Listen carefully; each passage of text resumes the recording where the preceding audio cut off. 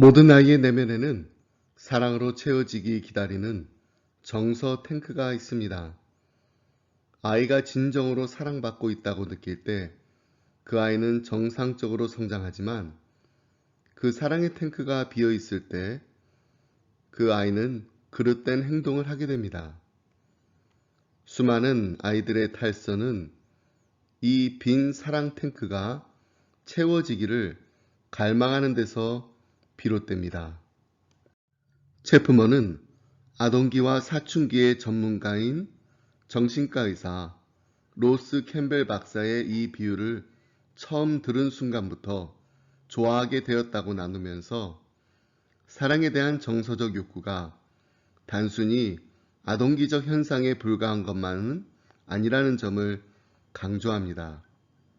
그것은 장년기나 결혼 생활 때도 계속됩니다. 인간 본성에는 다른 사람으로부터 사랑받기를 갈망하는 부르짖음이 있습니다. 고립은 인간의 정신을 황폐하게 만듭니다. 그래서 홀로 가두어 두는 것은 가장 잔인한 형벌로 간주됩니다. 인간의 심연에는 누군가와 친밀해지고 사랑받고 싶어하는 욕망이 있습니다. 결혼은 이러한 친밀함과 사랑의 욕구를 충족시키기 위한 것입니다. 그래서 성경은 남편과 아내가 한 몸을 이룬다고 말합니다. 이것은 남편이나 아내가 자신의 정체성을 잃어버린 것이 아니라 깊고 친밀하게 서로의 삶에 들어가는 것을 의미합니다. 하지만 사랑이 이렇게 중요하지만 사라지기도 역시 쉽습니다. 체프먼은 40년이 넘게 많은 부부가 남모르게 겪는 고통을 들어왔습니다. 내적 고통을 견딜 수 없어 찾아오는 이들도 있었고 자신의 행동 방식이나 배우자의 비행이 결혼 생활을 파괴하고 있다는 것을 깨닫고 찾아온 이들도 있었습니다. 어떤 이는 그저 결혼 생활을 더 이상 지속시키고 싶지 않다고 알리러 오기도 했습니다. 행복하게 영원히 살자던 그들의 꿈은 현실의 높은 장벽에 부딪혀 산산이 부서진 것입니다. 내면에 깊은 상처를 가진 부부는 감정적 사랑 탱크가 바닥까지 비어 있어 그런 것은 아닐까. 탈선이나 거친 말이나 비판적 태도가 빈 사랑 탱크 때문이 아닐까.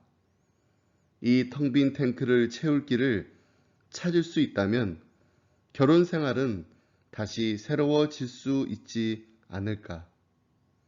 사랑 탱크가 꽉 찬다면 부부들이 서로의 차이점을 의논하여 갈등을 해결할 수 있는 감정 상태를 회복할 수 있지 않을까. 그 탱크가 결혼 생활을 정상화하는 열쇠가 되지 않을까. 이런 질문들을 오랫동안 해오면서 내린 결론은 사람들은 5가지 사랑의 언어를 사용한다라는 것입니다. 그것은 인정하는 말, 함께하는 시간, 선물, 봉사, 그리고 스킨십입니다. 체프먼은 사랑을 상대방에게 효과적으로 전달하기 위해서는 배우자가 사용하는 제1의 사랑의 언어가 무엇인지를 알아야 한다고 강조합니다. 영어와 한국어가 다르듯이 내가 쓰는 사랑의 언어가 배우자의 사랑의 언어와 다를 수 있다는 것입니다. 첫 번째 사랑의 언어는 인정하는 말입니다. 인정하는 말에는 격려하는 말, 온유한 말, 겸손한 말이 포함됩니다. 먼저 격려하는 말은 당신의 배우자의 내면에 있는 잠재력은 당신이 격려하는 말을 하기를 기다리고 있다라는 것입니다. 마크 트웨이는 나는 한 번 칭찬을 받으면 2달간은 잘 지낼 수 있다라고 말한 적이 있습니다. 그의 말대로라면 1년에 6번 칭찬을 받으면 1년 동안 사랑의 그릇은 일정한 수준을 유지하면서 지낼 수 있는 것입니다. 사랑을 표현하는 중요한 방법은 격려하는 말입니다. 칭찬하는 말이나 감사의 표현은 사랑을 잘 전달하는 힘이 있으며 당신이 그를 인정한다는 하나의 좋은 표현이 됩니다. 또한 사랑의 감정을 말로 전달하고 싶으면 온유한 말을 써야 합니다. 사랑은 온유하기 때문입니다. 배우자는 내가 사용하는 말보다는 그 어투로 내용을 이해합니다.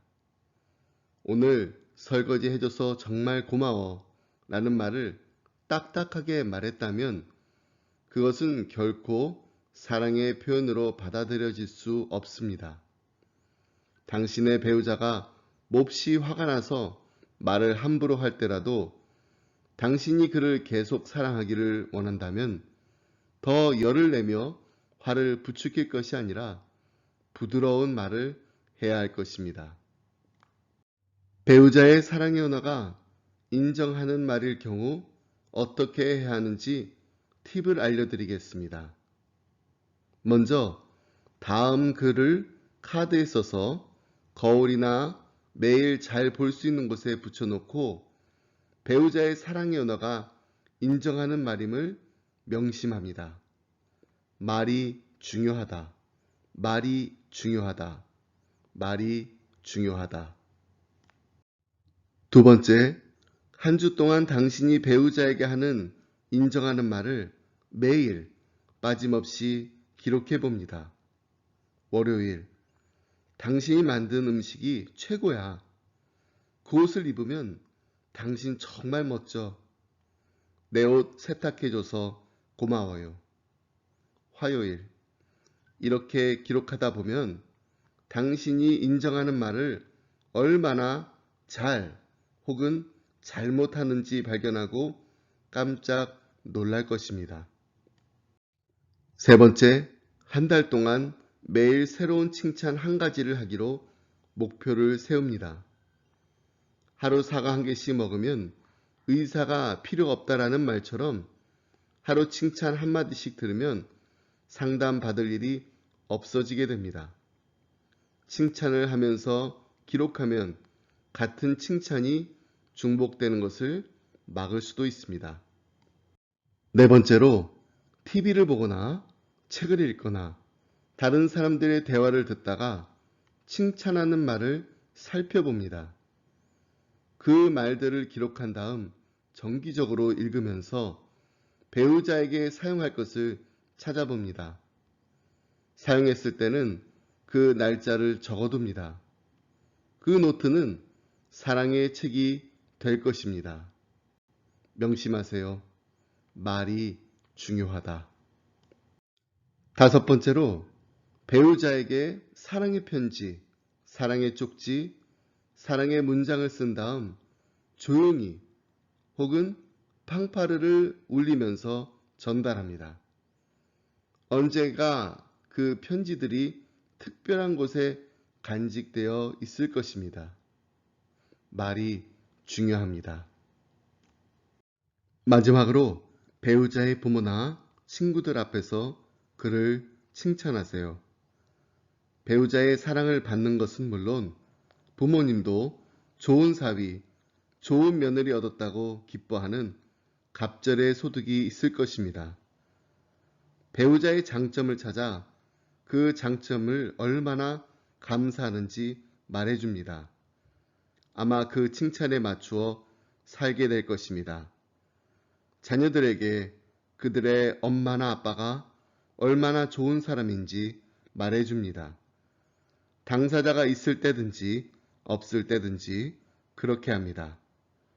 칭찬이 고래를 춤추게 하듯이 배우자를 춤추게 하는 인정하는 말로 서로를 세워주는 행복명가, 은혜명가 이루시길 바랍니다. 지금까지 스마일 목사 김성호였습니다.